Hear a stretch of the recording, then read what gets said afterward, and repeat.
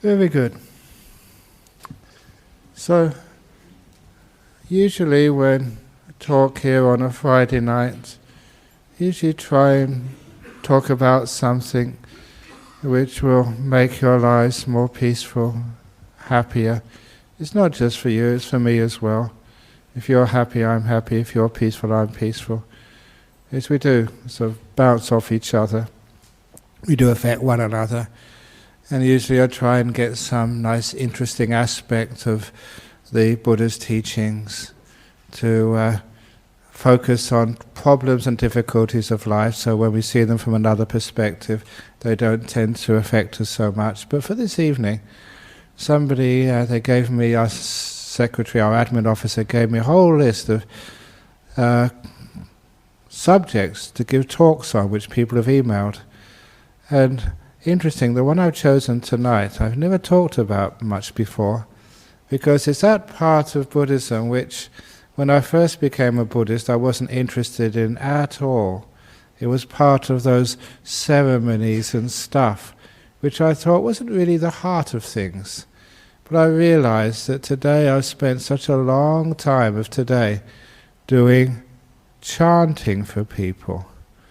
And I never really talk about the chanting. And the reason I thought it would be an appropriate time to talk on Buddhist chanting today was because of an event which happened last week, and apparently was in the newspapers.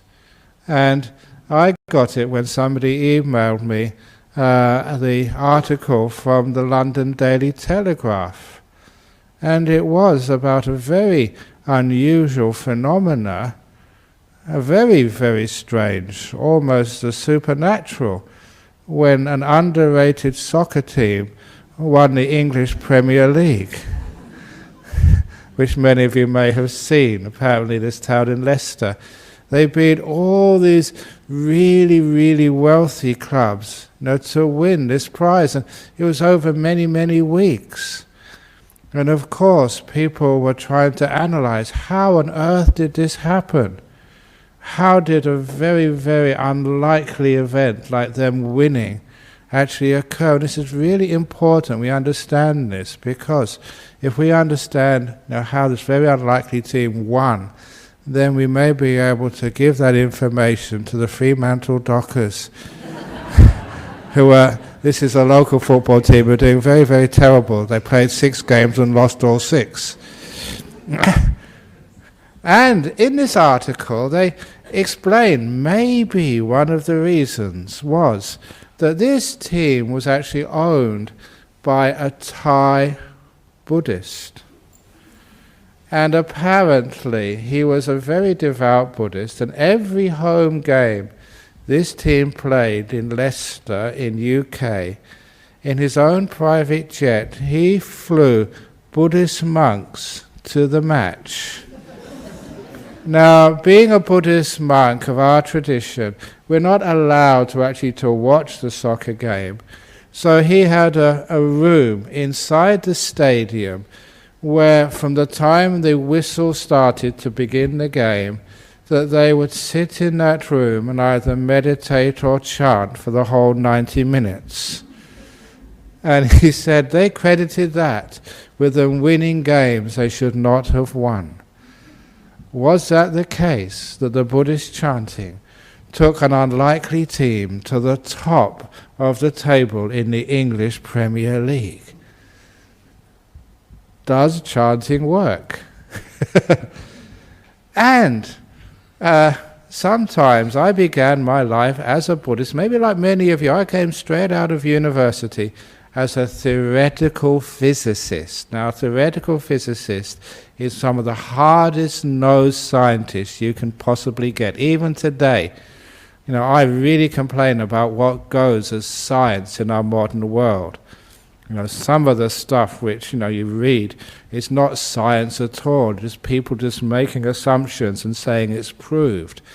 So I was a very hard-nosed scientist when I began my life as a Buddhist monk, so chanting was the last thing which I had any faith in.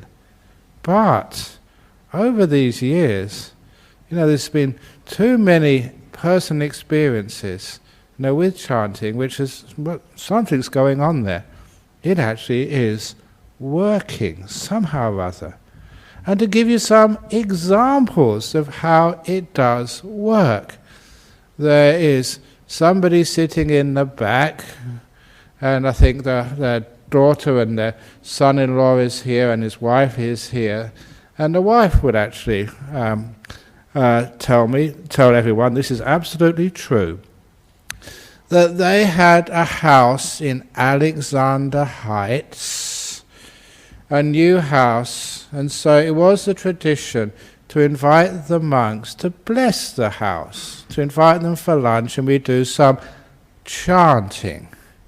And after the chanting was complete, we all went back to our monastery, and I don't know, it was a week or 2 weeks later, the husband was very, very hard working. He left very early in the morning.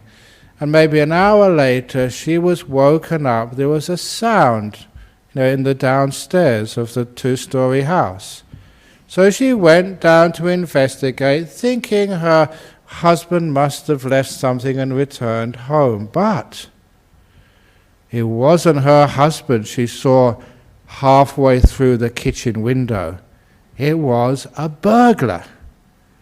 A burglar was trying to get into the house, was halfway through the window, so she shouted at the burglar, and the burglar went out the window and just ran away. And she checked her house, and there was nothing stolen. And of course, next she rang the police, and she also had the courtesy to ring her neighbours. And her closest neighbour told her, "You are stupid. I told you there are burglars around. You should install this $30,000 security system which I installed. And then you don't have to worry." But when her neighbour, who spent $30,000 on high-tech security system, when she checked, the burglar had already been through her house. And so this lady said, "You wasted $30,000. It's much cheaper to invite the monks in to do the Buddhist chanting. And you see, the burglar never robbed me. I caught him just in time." And so they are convinced that the chanting protected their home. And there's been many other cases like that. And it's been seen so many of those cases when you get some chanting going on, the burglars, somehow or other, they just can't, something happens to them. That, I told people, whenever I do chanting in their houses, you should really tell your insurance company that the monks have been and claim a well-deserved reduction in the premium which you have to pay. There is something is going on there. And of course, one of the big things is not personal, but this again is, I know this because I know the people involved in it. I'll do this one first of all. That in our monastery, where I grew up in Thailand, of course, this was in the jungles. And in that part of northeast Thailand, in the jungles, just like in Sri Lanka, in Malaysia, in Singapore, there are so many dangerous snakes. And they're all over the place. I stepped on snakes before. They've had them crawling over you. But you had enough kindness there, they never bit you. I always had this faith that if you were a good, kind monk, never bothered the snakes would never bother you. And even, I love telling this story, even I was meditating all night once. That's what we used to do. Just not sleep, just meditate and get some nice meditation. But even if you get some very deep meditation, if you've been up all night, you are a little bit dull in the morning. So I went out in the morning to urinate. This is in the jungles. So in the jungles, you don't bother to go to a toilet. You just squat down in the Asian style, and you just urinate in the forest. So there I was at first light, squatting down, lifting up my robe, urinating on what I really thought, in the first light of day, a little bit tired, what I really thought was a stick. And then the stick started to move. And I realized, oh my goodness, I am peeing on a snake. And it's a very venomous snake. And of course, I think only half of the audience here who are male can really appreciate this. The most sensitive part of my body was the closest to the the snake's mouth. And if it bit me there, I don't know what I would have done. But there I was, urinating, peeing on a snake. And the snake very just slowly, it didn't mind at all. It didn't get upset, because you know if an animal gets upset, they just really react. It was just wiggling away quite happily. And I just sometimes wondered afterwards why that was. And of course the reason is because, the snake, being, in Thailand, probably understands that this was the snake being blessed with holy water. You cannot get more holy than that. And also it was warm. I think probably the warmth would probably the snake enjoyed more than anything else.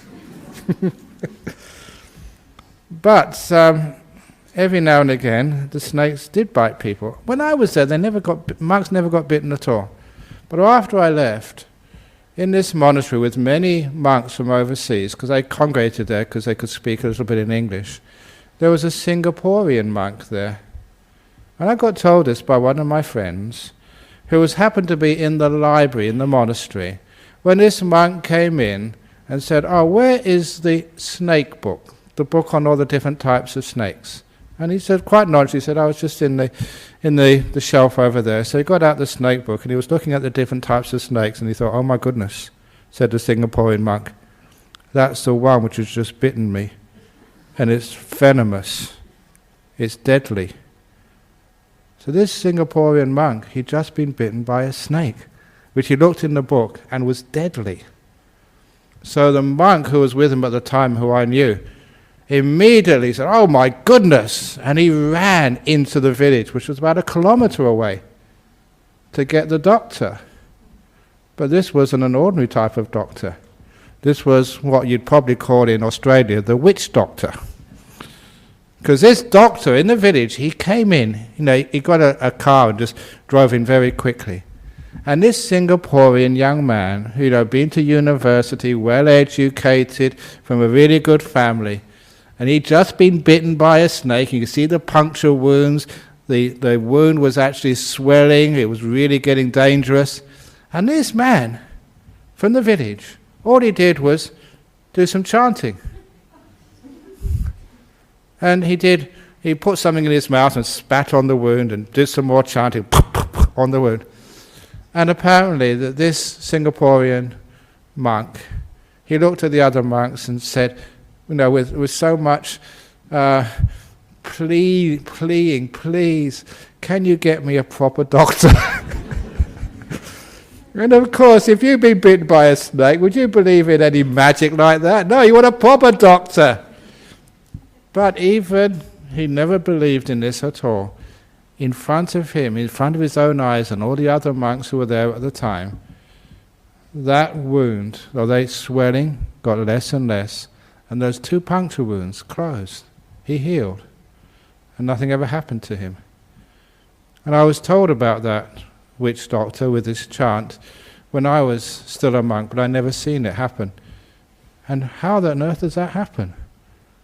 Some really, really weird stuff can go on in this world, which as a scientist you have to say, well, maybe it does happen.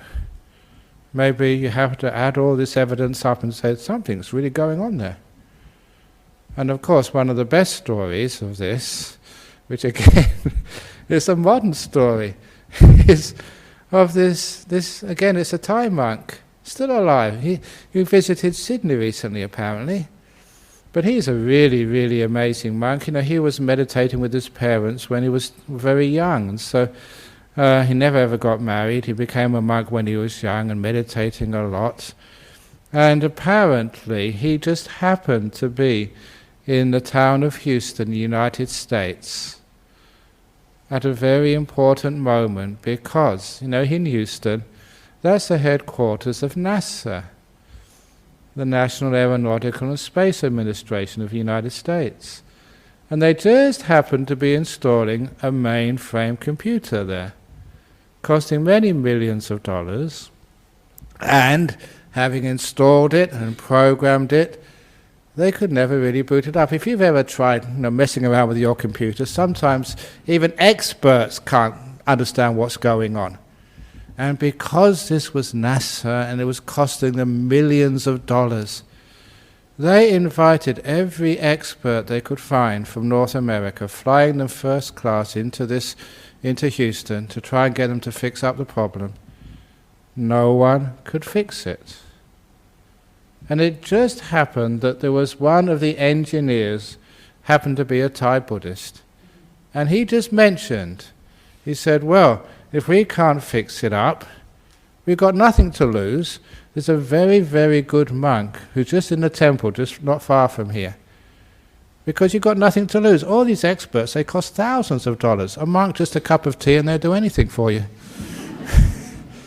So with nothing to lose, they invited this monk into the room in which the mainframe computer, the big number cruncher, was located, and all he did was sit there and do some chanting, after which the computer started to work perfectly. That's no joke. It worked perfectly. We know that was true because we checked it out, but also the reason we found out that story is out of gratitude for this monk. NASA used its contacts in the United States. I wrote this in actually one of those books, I think Good, Bad, Who Knows book. They used their contacts to get this monk, remember this is only a few years ago, Homeland Security, is after 9/11, to get this monk a diplomatic visa with no expiry date for the rest of his life to enter the United States whenever he wants. Out of gratitude, or I sometimes say no, out of selfishness. So if their computer breaks down, they can get him in as soon as possible. But that actually happened. That there, just from some chanting, you could fix a computer program. Now that is a fact. No one else could fix it. As soon as he went in and did this, it worked. What is going on there? What is this chanting business? This sometimes magic stuff. Now as a scientist, I'm always interested in the connection between the mind and the world. How this mind can actually do stuff and create stuff. And of course, you only have to go to things like hypnotism and to see just how it can actually affect the human body and affect your body. People who can't see, I remember this one documentary of a woman who, had to wear glasses. She was short-sighted. She could not see anything without the glasses, except under hypnosis. It was a physical thing wrong with her eyes. But under hypnosis, she could read perfectly. But out of hypnosis, not at all. Somehow or other, the mind was actually interacting with the body. Somehow or other. And that idea of the mind interacting with your own body, or even interacting with other people's bodies, or interacting with computers, or interacting with, I can't resist this story, even though many of you know it, even with this old Anagarika who stayed over in, the Anagarika, the men in white who stay in the monasteries. He stayed for a year, really good meditator, and he went back to Germany to continue his academic career in a university. And he told me that he was, first day on campus, he passed the ATM machine. And he said the ATM machine made a noise. He said a gurgling noise, which he interpreted as the ATM machine welcoming him onto campus. And from that day on, he'd only use that ATM machine for his transactions. It was his friend. And he treated it as a friend, always giving it kindness, saying thank you afterwards. You say thank you to a machine. Can the machine really know that you're saying thank you? But he's always very kind to it. And he said this happened. He was having his lunch within a few meters of the ATM machine, and no one had been close to that machine for at least half an hour when he was having his lunch, when he heard very clearly that machine make the same noise again as he first heard it on his first day on campus. It gurgled, and he looked around, and out of the machine came a 20 € note. No one had been close to the machine for half an hour. And he could not believe it. But, being a student and being poor, he went to the machine, took out the 20 €. But before he put it in his pocket, he waved it around. Does this belong to anybody? No one claimed it, so he put it in his pocket. His friendly ATM had given him 20 €, which is a lot of money. So can the mind give it a try if you're short of cash? Go out to ATM, nice ATM. May no one ever get angry at you when they find out they've got no bank balance. May you never get robbed by these ATM bandits. May you never get short-circuited. May people never swear at you. Nice ATM. Now come on, cough up. But somehow there is some connection between the mind and even machines, let alone human beings, and animals as well. Sometimes it's a chanting which we do even for animals. It's amazing, just somehow they can pick it up. And if you can pick up, the chanting, like we always used to chant for the snakes in monasteries, and chant for all sorts of stuff, somehow or other, after many, many years of doing this, sometimes there's something going on there. Sometimes it has to work somehow. And of course, first of all, there is a sense of, let's take it for the chanting for football teams. Now honestly, if you go and chant for the football team, it actually just uplift them. People are actually supporting you, they're caring for you. That is one important thing, just an act of care. Someone is chanting for you. It's a very, very wonderful thing to have. But it's more than that. It's somehow, whether it's a sound of it or something. I also remember going once on the way here on a Friday evening, going to chant at this Australian Caucasian's house over in Claremont, or was Mosman Park or somewhere. Just a small poor house, wasn't one of the rich ones. Just wanted me to do some chanting at her house one evening. And so I went there on the way to Nollamara one evening and did the chanting for her. It must be about 3 o'clock or something. And when I came back here, arrived here, she called me here in Nollamara Temple. And she said, you wouldn't believe this, but my 14-year-old daughter came home from school. I never told her that I'd invited the monks here. And as soon as she walked into my house, without any prompting, she said, Mummy, what's happened? The house feels different. And she said that without any prompting, that somehow or other a 14-year-old girl could actually feel something had changed in the house just because the monks had done some chanting. So please don't just be too sort of cynical. There is something going on there. I know especially the Buddhist monks, I don't know why it's the Buddhist monks, but our chanting is always, I've seen this, heard this, the best for getting rid of ghosts. It's happened here in Perth. People have come up to me and said, can you please chant in our house? We've had the Christians, we've had even the Muslims, the Taoists, and the Mahayana monks, but can you please come because we've got a ghost in our house? And every time, as soon as the monks go, there's no problem. It's amazing. Even this was happening in Kuala Lumpur. Those of you who have read some of the books by this Dr. Kesari Dhammananda, he passed away a few years ago, but he was a really great monk. He gave quite a few talks here, and he writes some very excellent books like Why Worry and stuff, which I think are available in our library. But he told me once that not far from his temple in Kuala Lumpur, there was a house which had a ghost and was causing him sort of all types of trouble and problems. Like one of the ghosts here. They're not sort of bad, but they're just, naughty. So whenever they were watching a program on TV, then the channel would suddenly switch for no particular reason. Switch to another, and so they get the remote controller, switch it to the program they were watching, and they will switch back again. And it was, the ghost in the house, and the ghost wanted to watch its program. And they came up, and it wasn't sort of nasty, it just like particular type of programs on the TV, and that's what it wanted to watch, and it didn't need its own remote control. The ghosts can do that by themselves. But anyway, so they came to ask me, and the solution was just so easy. I don't see why other people can't have this great wisdom of a Buddhist monk. They could buy another TV. So they did, one for the ghost and one for them. And it's true, that's what they did. And now the ghost can watch whatever the ghost wants, and it doesn't interfere with the family watching what they want. No, I don't make that up, that's actually true. They're having a very happy life now because the ghost has their TV and obvious solution. But anyway, this particular house had a ghost who was really naughty and just messing around.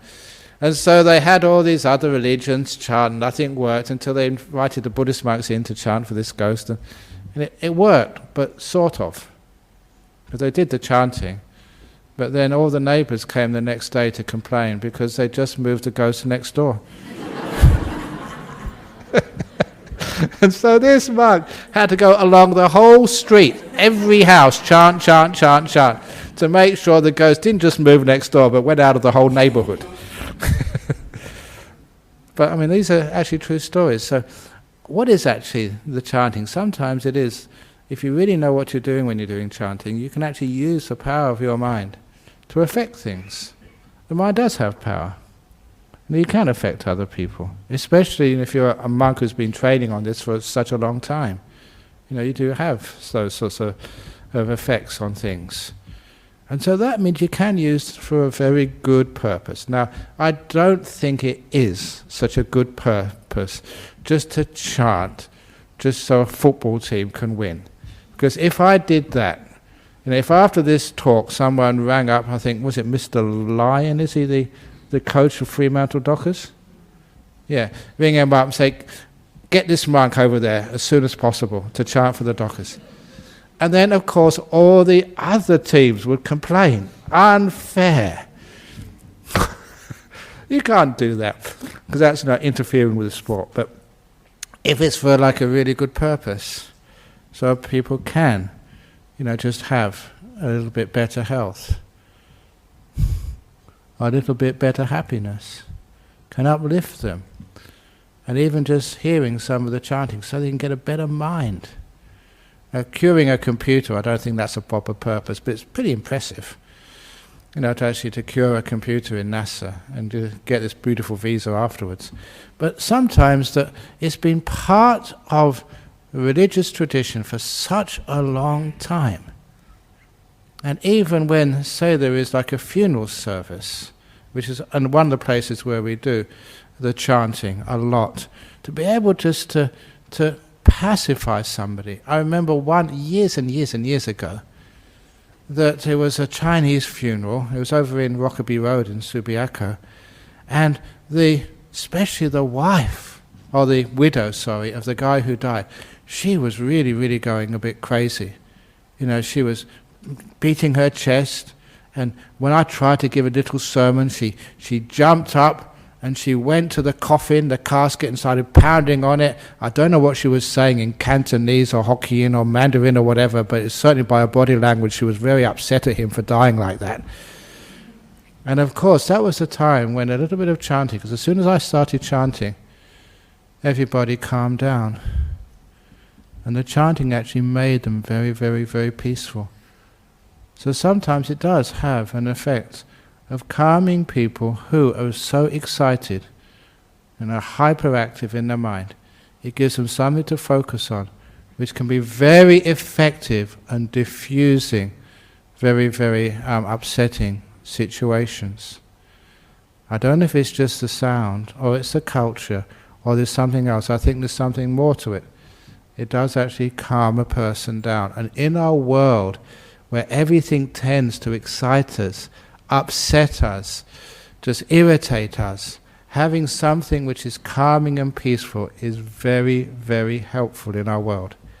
So I say that to you so that those of you who do have any problems in your life, very upset, irritated, tired, fed up, even just downloading a little bit of chanting, Buddhist chanting, and listening to it, is far more effective than listening to gangster rap or death metal or hip-hop or something else which excites you. This actually calms a person down, and it's something which is very useful as a therapy.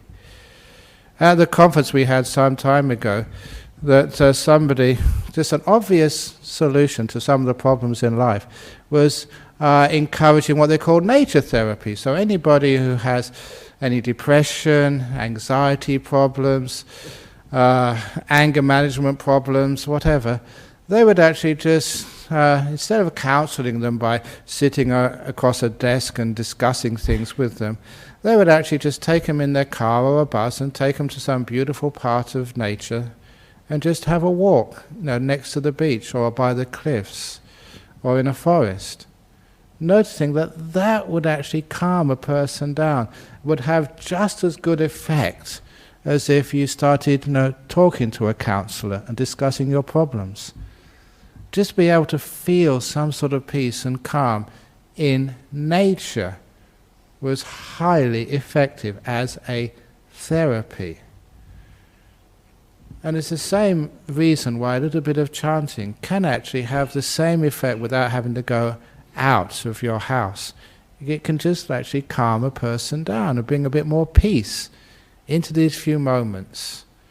And when you have that peace, listening to sort of some nice, quiet, peaceful chanting, it does mean that you are not thinking about your problem. It's the same effect which nature has. Nature can be so beautiful and so captivating. You may have all sorts of problems in your head, but when you hear sort of the sound of the waves, the surf on the rocks, or you feel the rain on your body, or you just go into the forest and you can hear the sound of so many birds in the forest, sometimes that is such a powerful, it overpowers your thinking mind. You can't resist it anymore. So you stop the thinking, which is where all the problems come, and you actually go out to the beauty of a wonderful natural environment. You can't resist it, and so it overpowers this obsessive thinking which causes most of the problems in human beings. And the same with the chanting sometimes. It can be so even much better than even classical music, because it's so quiet and soothing and peaceful if it's done properly. And that means it is therapeutic, free, easily available. That's one of the reasons why we do this stuff, to help people, to make them a little bit calmer, a bit more peaceful. And so that will be one of the reasons also, as well as sometimes some of the magic part of it, which I don't know where that comes from, but I think maybe it is because, not just with ghosts, one of the reasons why, I used to joke about this when I was a young monk, because when I was a young monk, my chanting was terrible. And I thought, that's probably the way that we can get rid of the ghosts. Any self-respecting ghost, when they hear me chant, will run away as far away as they possibly can. But no, the chanting is much better these days. And so, it's something else there, some of the power which you can generate, peace, calm, stillness, and also the power of the mind, to be able to influence maybe other beings, to influence human beings, to get into people's body and to sort of resonate with some of the stuff inside of you in order to make this body healthier and of course more peaceful. And of course many, many times some of that chanting, I can't resist again.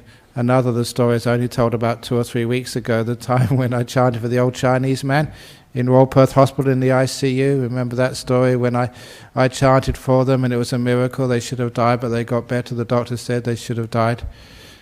And of course, as soon as they got better, that's when I got into big trouble, because the family had already arranged a funeral and everybody had come from overseas. And I came along with my powerful chanting, got them to live again.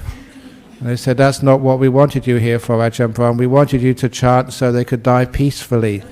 We didn't want them to get better. We'd arranged everything. Now we have to do it all over again. And all the family have to go back overseas and come back another time when he dies properly next time. So the chanting is obviously very powerful, but I have to know which one it is. So I say, as a result of that, whenever I go to do chanting, I always ask, what type of chanting do you want? They get better chanting or die peacefully chanting. Let me know, otherwise I get it wrong. But it's certainly, there's something in there which it works.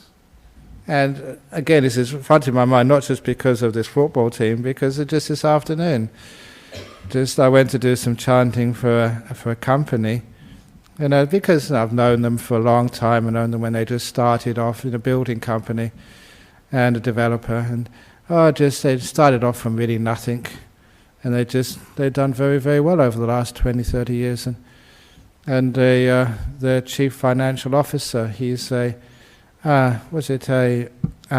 Greek Orthodox Christian. And he said to me, when he was writing out the check, which was substantial, he said, I'm not a Buddhist, but I've noticed that every time we invite you to chant on our building sites, everything goes perfectly. But when we forget to invite you, there's always problems. Every time we invite you, the sales happen, apartments. When we don't invite you, we can't sell anything. And he said, I've noticed this, and I'm not even a Buddhist. I'm a Christian. But anyway, here's your check. A lot of money. This time was for the nuns' monastery. And when you get this from other people, not Buddhists, and Caucasians, not just superstitious people, there's something which is really going on there in all religions. So sometimes when we do a bit of chanting, like before the meditation, the chanting we do here, that was actually recorded by the nuns. There's something in it which is, please make use of. Even doing a bit of chanting before you do your meditation, it just calms the mind down and makes it easier to be still. And that's why very often in many countries of the world they do a little bit of chanting just to calm people down. I often think that one day we'll have that chanting available at the Parliament House to calm the government and the opposition down. Because you know what happens when people get too excited and angry? Nothing gets done. We get really upset at the people we like and love. So it's nice to do a little bit of chanting every now and again, and to listen to it, to learn it even. And that actually really helps. And some of that chanting can be very, very inspiring as well. Because what the actual words mean, it's old teachings of the Buddha. And some of those teachings are very, very profound. We usually chant it, in sort of different languages. If you ever hear Tibetan chanting, or the Pali chanting of the Theravada monks, or the Mahayana chanting in Chinese, sometimes people don't understand what it means, but it sounds very beautiful. Just like, because we're friends with the monks at New Norcia, we go and visit them once a year. They come and visit us. I remember once they just said, "Can we listen to your chanting?" And I was really embarrassed because the Benedictine chanting, that is world famous. It's beautiful stuff. When I actually listened to our chanting and said, it's amazing. It's different than ours, but they could see the beauty in it, as we could see the beauty in their chanting. The old Gregorian chanting, which is very, very powerful. And you listen to that, and sometimes it just gets right inside of you. There's something over those centuries which our cultures have learned to touch something deep inside the heart and to uplift it and make it very beautiful and peaceful. So that's why it is really, really, really important. And it can be just another aspect, of what we can supply for your health and happiness and well-being. And even just the other time we do lots of chanting is on weddings as well, on wedding blessings. They want to be blessed.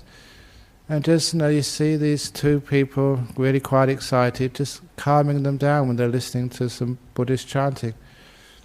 And just really beautiful chanting of wishing them just happiness and well-being in their life together. Let none deceive another or demand or despise anybody in any state. This is a chant which we do in English as well here. These are beautiful words which when we listen to actually can change the way we look at our life and the way we act in our life, to become better human beings, which is what it's there for. It's not a product to sell, but it's even part of this meditation, the ability to do something or to hear something which can actually change us and make us better human beings, calmer human beings, to bring some peace, with these chants, so that it calms us down, so we can get a space in which we can understand and see what we're doing. Sometimes it takes us to a different level. That's why I know that sometimes a Christian church, the Benedictine chanting is beautiful, but sometimes when they start playing rock music belongs in a club or nightclub or something, but not sort of in a church. It's too exciting. Sometimes spirituality is so much noise in the world. It's nice when it becomes calm and peaceful and soothes people and makes them to become more peaceful human beings. As I said last week, if we can develop more peace in our lives, and this is one way to generate that peace with some of this wonderful chanting, we can develop more peace in our lives, we'll become much healthier, both physically and emotionally. It's one of the reasons why there are so many problems, I think, in this modern world, so many cancers, heart disease. We were so stressed out because there's nothing, it seems, in our world can actually calm us down. And it's one of the reasons why I have so much emotional problems, because life is just always at us, and it's very hard to find a place where you can just calm down and become peaceful and become still. And sometimes going to a temple or somewhere where they've got some beautiful, peaceful chanting actually helps. And that's why sometimes people just do enjoy listening to the chanting. And in fact, I'll finish off there was one temple which I went to, and they were having trouble with their local council. It was actually if it may have been, there's a monastery up in Chittering. It's a Singaporean-based temple, but when they were trying to get permission to build their temple, they're having trouble with the local council because they didn't know what the monks were up to. So they asked me to come and help smooth over any misgivings with the local council by having like an English-speaking monk. And these are mostly farmers, who are councillors. And I told them, like a story which I got from a reputable scientific magazine. And it was an experiment which was done in Taiwan. And in Taiwan, they say a duck usually lays an egg once every 4 days. But when these ducks were played Buddhist chanting, they laid an egg once every 3 days. So I told this community of mostly farmers up in Chittering, if you allow the Buddhist monastery to come and be built in your neighbourhood, your ducks and your chickens will be far more productive. And so they laugh, but they say, okay, these monks are okay. They tell jokes. And I usually tell that, and I remember telling that once to we had the local CEO of Serpentine, Jarradale Shire. She used to come to our Katina ceremonies once a year at Serpentine. And the first time I told that to her, she laughed. And the second time she came, 1 year later, she was pregnant. And she said, it's the monk's fault. Because we've been chanting. Increases productivity, even in chickens and ducks. So if any of you need to get pregnant, please come here on early and listen to the chanting. Who knows what it might do? But it's always a very, very positive thing. So that's another aspect of Buddhism here. It's not just the meditation, the Dharma talks, it's also this other stuff. Okay, you may think this is superstitious nonsense, but I've been a monk for too long, it actually works. I've seen it happen. There's something going on there. Maybe I haven't understood it totally, but certainly there's an effect there. Just to do a little bit of chanting to make people feel more peaceful, happier, and also to be able to increase their productivity, make them boost their energies, boost their health, their emotional health, create a bit more peace and harmony. There's something there which works, which is one of the reasons why in all the Buddhist world it's continued on for such a long time. Thank you for listening. Okay, now before we do answer the questions, I can put them over here. I thought it would be a very good idea, because I've talked about chanting, actually to do some for you. I'm now going to give you a good blessing. The Buddha chanting. Those of you who want to get pregnant, please stay around for a little while longer. Or want to have good health. Here we go.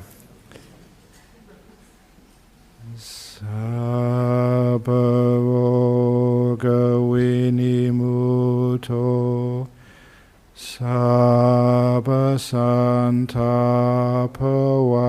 vajito, sabba veramati gando, nibuto chatuwang bhawa, sabitio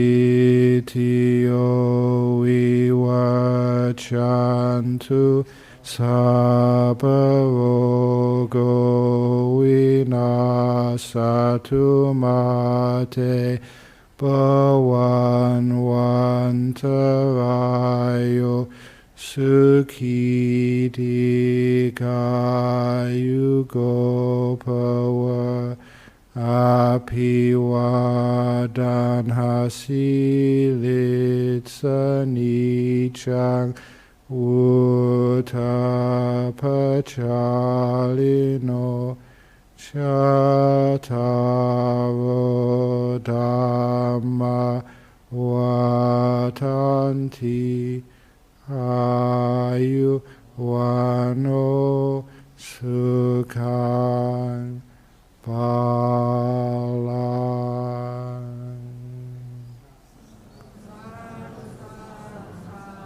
Okay, just give you some peace in your hearts. Okay, the next first question. Is it possible that chanting can help with someone who's sick or have fear? Of course it does. A little bit of chanting, if you're sick, can increase your happiness, your health, your well-being. You know, a lot of times it's just that inner spirit which needs to be encouraged or reinforced. It gets some energy inside of you. And of course the chanting is one way of taking the peaceful energy, positive energy, and giving into somebody.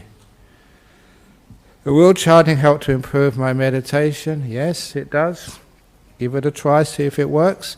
You can actually listen to some peaceful chanting, get the stuff which you really like, and afterwards it just sets the mind into a beautiful mood. It's very easy to meditate afterwards. It also means you're actually focusing on some beautiful sounds instead of thinking, and it's actually quite useful. The chant which I did, hardly any of you would understand what I was chanting. The words were not important, because if you know the words, sometimes that means you start thinking about them. But when you just hear the sounds, sometimes it means you can't think about them. It means you calm down and become peaceful. And lastly, is the source of psychic power in chanting based on intention? Very much depends upon the person doing the chanting and the power of their minds, and it's just how you receive it as well. So it's on the power of the chanter, but also on just your ability to actually to receive that and not block it off. And if you are open to it, then it can be very, very powerful. And that's one of the reasons why I talk like this, because I've seen too many times there is something happening there. So it's one of the ways that as a Buddhist monk I can assist and serve and help. And of course that's one of the reasons why I'm here, to serve and help and look after people. I don't get anything out of this myself except a sore throat by chanting so much. But it's a really beautiful thing to be able to give and to see it really helps people. And see people, I always remember this one. He's a Malaysian guy, and he came to see me years ago.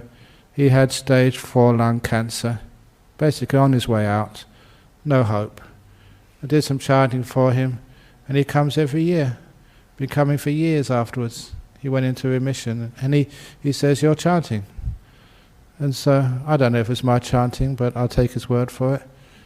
And I'm just happy that I give him a few extra years of life. So, the intention is there and he received it, so please, allow it to work. But please, if somebody charges you for the chanting, that's a wrong intention. It should always be given for free. Just, the joy of... well, this chanting costs $10, this is $50, this is $100, then it says this is not sort of a supermarket religion. So that means the chanting has got wrong intention and it won't work. Okay. So any questions from the floor here? Yes. There, can you get there? Faster. Thank you.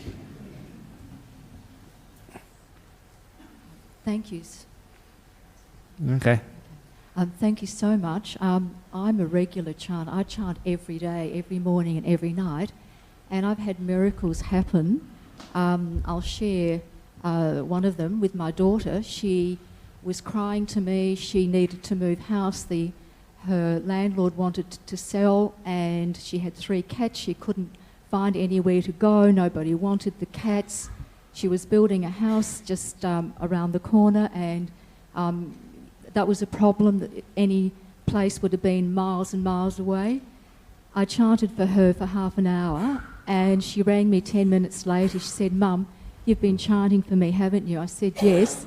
The landlord rang and changed his mind, and she could stay there. She stayed there literally till the house was built, and then he said he wanted her out, that she had to then move, and she then went into her own home. So that's one. And another miracle that's happened with my daughter, my chanting, is she got let off $85,000 from the taxation department. So how's that? That is a miracle. Yeah, so, you know, a friend of mine went crazy when her husband passed away. She's an elderly lady. She was roaming the streets, going crazy. We chanted for her. No monks, no nuns, just lay people. We chanted. We believe in the power of chanting, out the Buddhists. And we chanted for her, and she got well.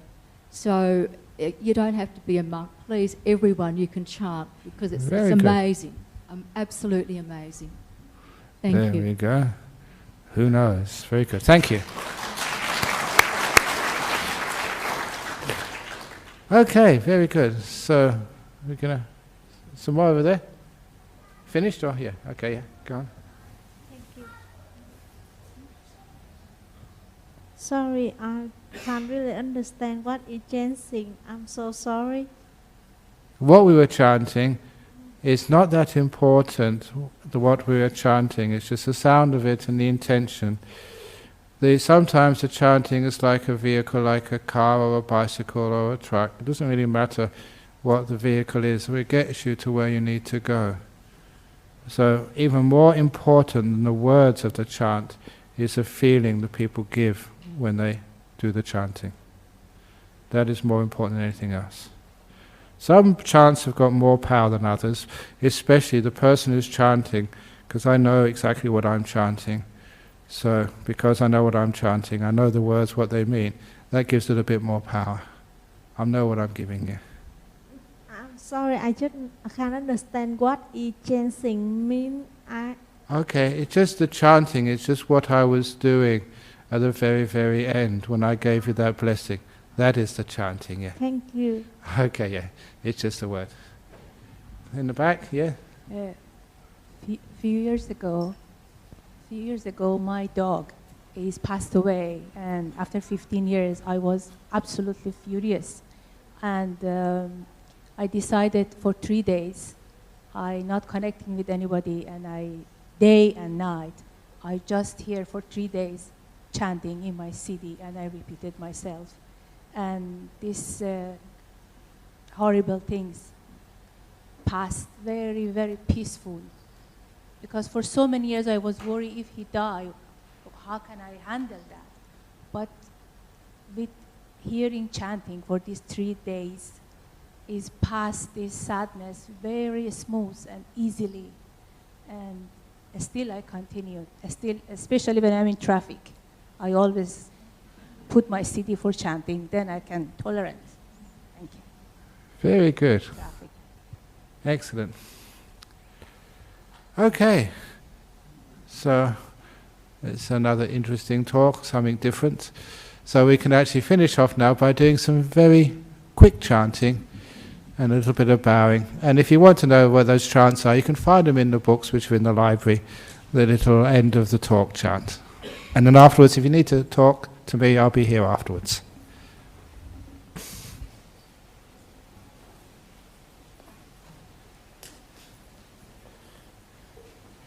Arahang Sama Sambuddho Bhagava